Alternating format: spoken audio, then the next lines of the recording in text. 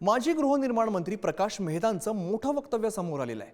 कोणत्याही परिस्थितीमध्ये निवडणूक लढणार, मागील वेळी पक्षाने तिकीट कापलं होतं। प्रकाश मेहता यांचं घाटकोपरमध्ये शक्ती प्रदर्शन बघायला मिळतं। भारतीय जनता पक्षातर्फे बाजूला केले गेलेले मेहता पुन्हा एकदा मैदानात उतरलेले आहेत।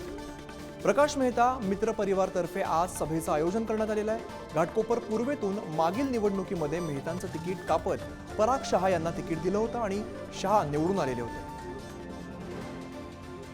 प्रकाश मेहता, ये बताइए, हिंदी में बताइए कि आप चुनाव की तैयारी कर रहे हैं। बिल्कुल। कैसे चुनाव की तैयारी? देखो, चुनाव की तैयारी पार्टी और संगठन के लिए होती है।